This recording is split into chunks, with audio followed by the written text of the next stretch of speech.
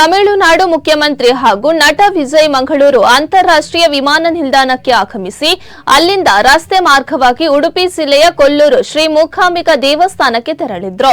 ಕೊಲ್ಲೂರು ದೇವಸ್ಥಾನದಲ್ಲಿ ವಿಶೇಷ ಪೂಜೆ ಸಲ್ಲಿಸಲು ವಿಜಯ್ ಆಗಮಿಸಿದ್ದು, ಅವರ ಭೇಟಿಯ ಹಿನ್ನೆಲೆಯಲ್ಲಿ ಜಿಲ್ಲಾಡಳಿತ ಹಾಗೂ ಪೊಲೀಸ್ ಇಲಾಖೆ ವತಿಯಿಂದ ಬಿಗಿ ಭದ್ರತಾ ವ್ಯವಸ್ಥೆ ಕೈಗೊಳ್ಳಲಾಯಿತು.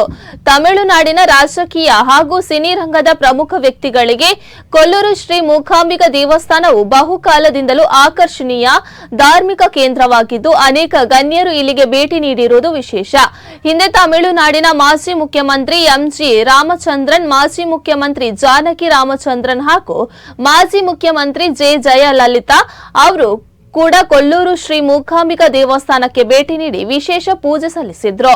ವಿಜಯ್ ಅವರ ಭೇಟಿ ಹಿನ್ನೆಲೆಯಲ್ಲಿ ದೇವಸ್ಥಾನ ಹಾಗೂ ಸುತ್ತಮುತ್ತಲಿನ ಪ್ರದೇಶಗಳಲ್ಲಿ ಭದ್ರತೆಯನ್ನು ಹೆಚ್ಚಿಸಲಾಗಿದೆ. ಮಂಗಳೂರು ಅಂತಾರಾಷ್ಟ್ರೀಯ ವಿಮಾನ ನಿಲ್ದಾಣಕ್ಕೆ ಆಗಮಿಸುವಾಗಲೂ ವಿಜಯ್ ಅವರಿಗೆ ಭಾರಿ ಭದ್ರತೆ ಒದಗಿಸಲಾಯಿತು.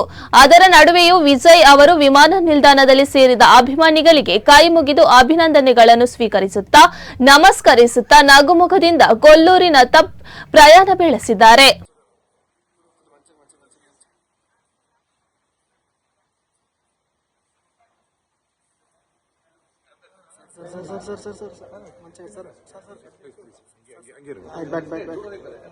Back. Sir, back.